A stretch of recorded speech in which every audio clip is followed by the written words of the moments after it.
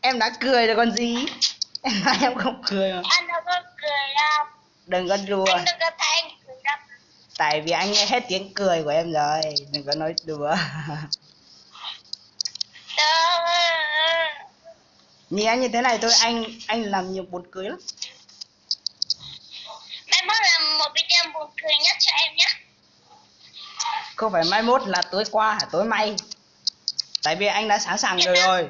Sẵn sàng rồi nhưng mà chưa có chưa rảnh nên chưa làm thôi. Thôi khi nào làm cho em đi. Ok, khi nào mà anh có hát một bài mà hay lắm cho em tặng em luôn. Xạo quá à. Thật. Tại vì anh còn nhiều cái cười lắm.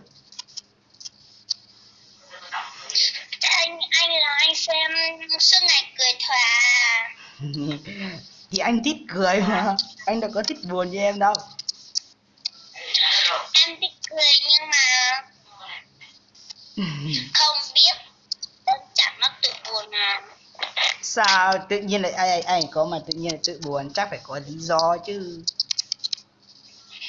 Thì nhưng nó buồn đâu biết đâu.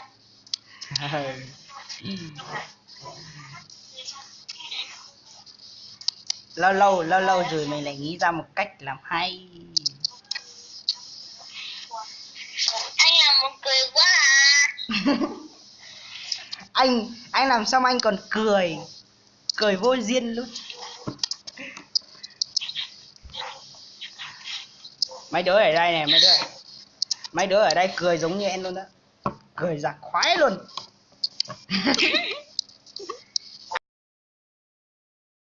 Anh bắt đầu làm rồi đã cũng bắt đầu cười rồi. Em không cười đâu mà. Không tin, thiếu anh 2 cái cây kiệu mút. 2 cái à? Nhiều cái luôn. Anh chỉ đòi 2 cái thôi, nhưng mà anh phải giả lại em nhiều hơn nữa, tại vì anh thiếu lâu rồi nhở.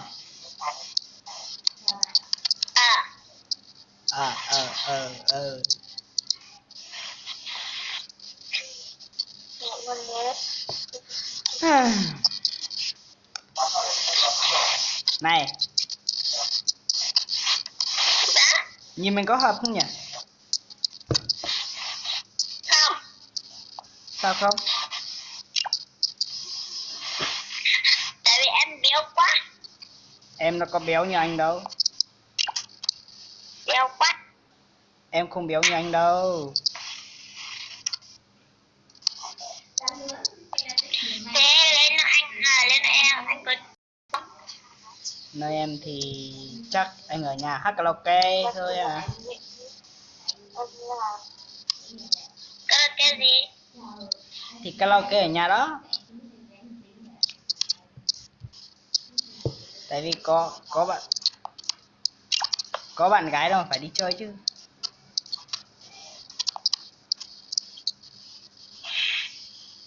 Không có vào đây cũng đi chơi được mà. Đi mình chán lắm. Đi chơi cho mà nó vui. Ai cũng có đôi, nhưng mà không có đôi buồn lắm, không thích đi. Sợ quá à. Xảo em nhớ gì đâu phải xảo.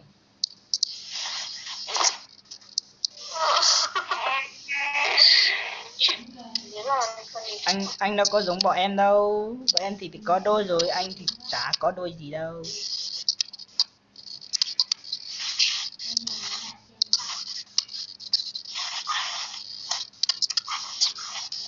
Nhờ.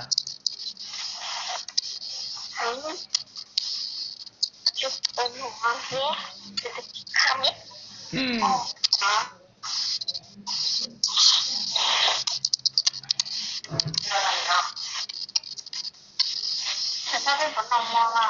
Có lẽ anh và em ta nên dừng lại.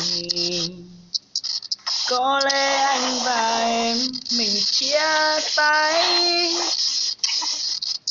Kết thúc là điều anh không muốn. Anh biết như thế là là em đâu.